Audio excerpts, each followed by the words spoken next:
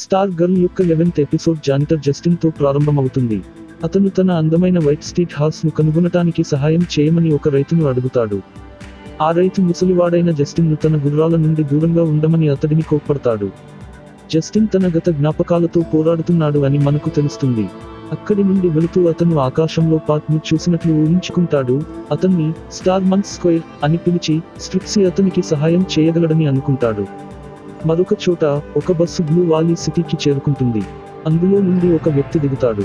ఇంటి వద్ద కోర్ట్నీ మరియు పాట్తో బార్బరా తన సొంత కొడుకును బ్రెయిన్ వేవ్ చంపాడని అధికారులను సంప్రదించాలని అనుకుంటుంది.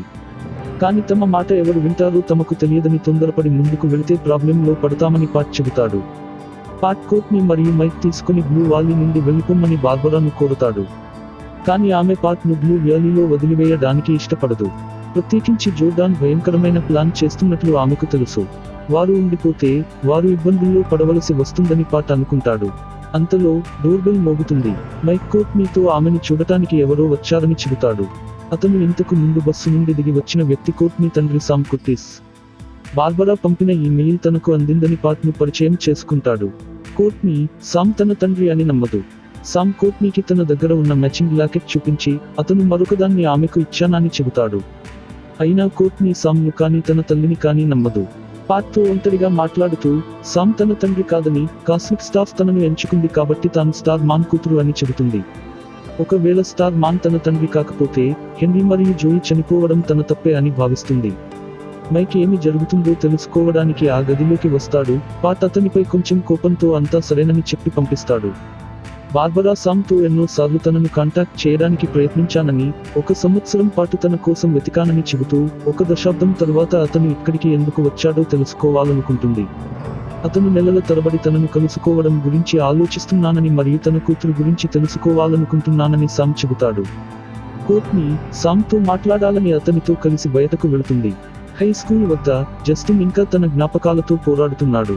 అతను పాట్ ఫోటో ఉన్న ఒక ప్రకటనను చూసి పాట్ తనకు సహాయం చేయగలడు అని అనుకుంటాడు. ఇంతలో 4 సంవత్సరాల వయసులో కోర్ట్నీని చూసిన చివరిసారి గురించి సామ్ మాట్లాడటం ప్రారంభించినప్పుడు కోర్ట్నీ కూడా అదే జ్ఞాపకాలను గుర్తు చేసుకుంటుంది. సామ్ కోర్ట్నీకు త్వరగా మాట్లాడటానికి అవకాశం ఇవ్వడానికి ఆమెను రెస్టారెంట్ వద్దకు తీసుకువెళ్తాడు. షాప్ వద్ద పాట్ కోసం రిక్ మరియు బెత్ ఎదురు చూస్తుంటారు. అతను మాట్లాడే అవకాశం రాకముందే జస్టిన్ తన కత్తితో అక్కడికి వచ్చి స్ట్రిప్సీని సహాయం కోరుతాడు. జస్టిన్ అకస్మాత్తుగా పాట్ డ్రాగన్ కింగ్ అని భ్రమపడటం మొదలుపెట్టి మరియు అతనిపై దాడి చేయడానికి ప్రయత్నిస్తాడు. కానీ పాట్ అతనిని తిరిగి ప్రెసెంట్ లోకి రావడానికి సహాయం చేస్తాడు. ది అమెరికన్ డ్రీమ్ ఆఫీస్ వద్ద జోర్డాన్ తన కొడుకును కోల్పోయినందుకు క్షమించమని డాక్టర్ కింగ్ కు చెబుతాడు. కానీ కింగ్ దానిని పట్టించుకోనట్లు డాక్టర్ ఇతో తన జ్ఞాపకాలను తిరిగి రావడానికి సహాయం చేసినందుకు థాంక్స్ చెబుతాడు.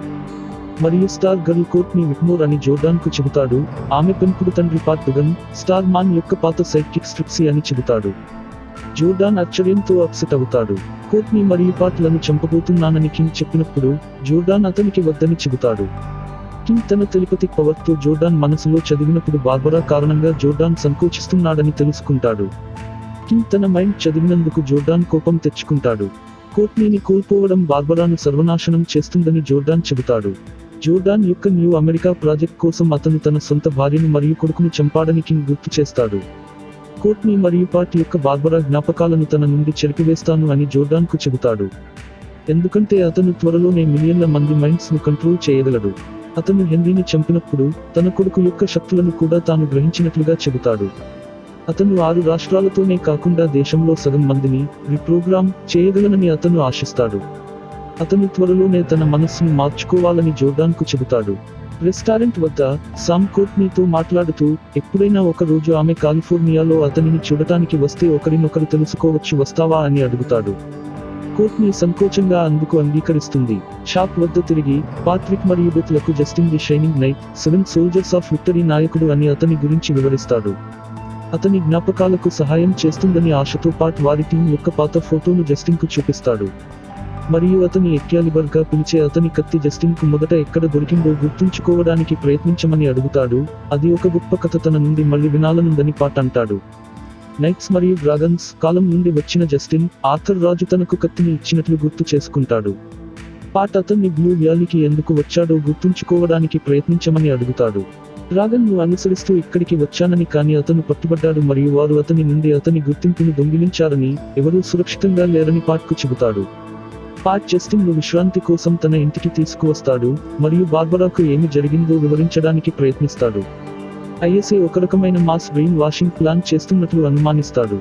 ఇంతలో కోర్ట్నీ మరియు సామ్ ఇంటికి చేరుకుంటారు మరియు వారు తమ చాట్ పూర్తి చేయడానికి మెట్లపై కూర్చుంటారు. సామ్ వారి జత లాకెట్ల గురించి మాట్లాడుతుంటాడు, అవి చాలా ప్రత్యేకమైనవని, వాటిని ప్రముఖ ఫాన్సీ డిజైనర్ చేత తయారు చేయబడిందని మరియు వాటిని విలువైనదిగా చెబుతాడు. అతను వాటిని అమ్మినట్లయితే కాలిఫోర్నియాలోని క్రొత్త స్థలానికి డిపాజిట్ కట్టవచ్చని, అతను స్థిరపడిన తర్వాత ఆమె తనను చూడటానికి రావచ్చని చెబుతాడు. కోర్ట్నీ సంశయంతో తన లాకెట్ను సామ్కు ఇస్తుంది. 2 లాకెట్స్ తీసుకుని సంతోషంగా బయలుదేరే ముందు తాను తిరిగి వస్తానని సామ్ తన కుమార్తెతో చెబుతాడు. సామ్ వెళ్లిన తరువాత పాట్ కోర్ట్నీతో మాట్లాడుతూ ఏది ఏమైనా తన కోసం తాను ఉన్నానని చెబుతాడు. కోర్ట్నీ ఏడుపు ప్రారంభించి బార్బరా మెట్ల నుండి చూస్తుండగా పాట్ను కౌగిలించుకుంటుంది. తరువాత పాట్ సామ్ను వెంబడించి అతను ఏమి ఆలోచిస్తున్నావని అడుగుతాడు. పాట్ సామ్కు కోర్ట్నీ గురించి తాను పట్టించుకుంటానని మరియు సామ్ ఆమెకు ఇచ్చినప్పటి నుండి ప్రతిరోజు ఆమె ఆ లాకెట్ ఎంతో ఇష్టంగా చూసుకునేదని చెబుతాడు. పాట్ అతన్ని తిరిగి రావద్దని చెబుతాడు. బార్బరా ఇంకా తనతో ఉన్నప్పటిలాగే ఉందని అసభ్యంగా మాట్లాడినప్పుడు పాట్ అతనిని కొట్టి కింద పడేస్తాడు. బేస్మెంట్లో బార్బరా కోర్ట్నీకి తన తండ్రిని సంప్రదించినందుకు క్షమాపణలు చెబుతుంది. ఎందుకంటే అతను ఎలాంటి వాడో ఆమెకు తెలుసు. కోర్ట్నీ ఆమెకు పర్వాలేదు, ఆ విషయం నేను కూడా తెలుసుకోవాలి అని అంటుంది. కోర్ట్నీ తన తండ్రి స్టార్ మ్యాన్ అనుకుని ఒక కథను ఊహించుకుని ప్రతి ఒక్కరిని ప్రమాదంలో పడేసింది అని బాధపడుతుంది. కానీ బార్బరా బ్లూ వ్యాలీలోని కుటుంబాలు ప్రమాదంలో ఉన్నాయని మరియు వారికి రక్షణ అవసరమని చెబుతుంది. కోర్ట్నీ కాస్మిక్ స్టాఫ్ ను పట్టుకున్నప్పుడు అది ఇంతకు ముందులా వెలగదు. దీనివల్ల కోర్ట్నీ అది ఇకపై ఆమె కోసం కాదని అనుకుంటుంది. ఆమె బ్లూ వ్యాలీని విడిచి వెళ్లడానికి సిద్ధంగా ఉందని ఆమె తల్లికి చెబుతుంది. ది అమెరికన్ డ్రీమ్ ఆఫీస్లో జోర్డాన్ బార్బరా యొక్క కంప్యూటర్ను వెతుకుతాడు. అందులో ఆమె ఐస్కిల్ స్టార్ మన్ ను ఎలా చంపాడో, ఆమె జేఎస్ఏ మరియు ఐసలపై పరిశోధనలు చేస్తున్నట్లు తెలుసుకుంటాడు. స్కూల్లో కోర్ట్నీ బెత్, యోలాండా మరియు రిక్తో ఆమె స్టార్ గర్ల్ కాదని, ఆమె తండ్రి స్టార్ మాన్ కాదని చెబుతుంది. కోర్ట్నీనే స్టార్ గర్ల్ అని బెత్ అంటుంది మరియు యోలాండా తన తండ్రి వైల్డ్ క్యాట్ కాదని, కానీ ఆమె ఇప్పుడు వైల్డ్ క్యాట్ అని చెబుతుంది. కోర్ట్నీ కాస్మిక్ స్టాఫ్ ఇకపై తన కోసం పని చేయదని, ఎందుకంటే ఆమె స్టార్ మాన్ కుమార్తె కాదని కాస్మిక్ స్టాఫ్ కు తెలుసు అని భావిస్తుంది. ఆమె కారణంగా మరెవరూ బాధపడకూడదని కోర్ట్నీ అనుకుంటుంది. స్కూల్లో హెన్రీకి ఒక స్మారక చిహ్నాన్ని కలిగి ఉండటంతో తమ ఉపాధ్యాయులు మరియు సహచరులు ఆడిటోరియంలో హెన్రీ మెమోరీస్ ను గుర్తు చేసుకుంటున్నారు. దీనిలో హెన్రీ తండ్రి అయిన డాక్టర్ కింగ్ మాట్లాడటానికి వస్తాడు. కోర్ట్నీతో తన టెలిపతిక్ పవర్ తో మాట్లాడుతూ హెన్రీ మరణానికి ఆమె కారణమని తనతో తలపడమని సవాలు చేస్తాడు. కోర్ట్నీ ఇంటికి వెళ్లి పాట్కు బ్రెయిన్ వేవ్ కు ఆమె ఎవరో గుర్తుకు వచ్చిందని చెబుతుంది మరియు కాస్మిక్ స్టాఫ్ ను పని చేయడానికి తీవ్రంగా ప్రయత్నిస్తుంది. స్టార్ మ్యాన్ తన తండ్రి కాదని కాస్మిక్ స్టాఫ్ కు తెలుసునని మరియు అది ఆమెను నమ్మినందున ఆమెను ఎన్నుకుందని పాట్ అంటాడు.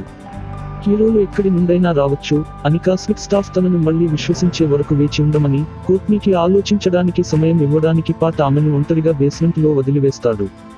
కానీ కోర్ట్నీ తనతో పాట్ మరియు బార్బరా అవసరమని వారి సమక్షంలో కాస్మిక్ స్టాఫ్ ను పట్టుకుని దానిపై దృష్టి పెడుతుంది. కొన్ని క్షణాల తరువాత కాస్మిక్ స్టాఫ్ ప్రకాశవంతంగా మరియు మరింత శక్తివంతంగా మెరుస్తుంది. జస్టిన్ మెట్ల మీద నుండి కోర్ట్నీని చూసిన తరువాత ఆ క్వీన్ హెస్ రిసన్ అని అంటాడు. ఇంతలో జోర్డాన్ ఐస ప్రధాన కార్యాలయంలో కింగ్ ను కలిసి కోర్ట్నీ యొక్క మొత్తం కుటుంబాన్ని చంపమని బ్రెయిన్ వేవ్ ను ఆదేశిస్తాడు. ఇంతటితో ఈ ఎపిసోడ్ ముగుస్తుంది. తిరిగి నెక్స్ట్ ఎపిసోడ్ లో మళ్ళీ కలుద్దాం ఫ్రెండ్స్.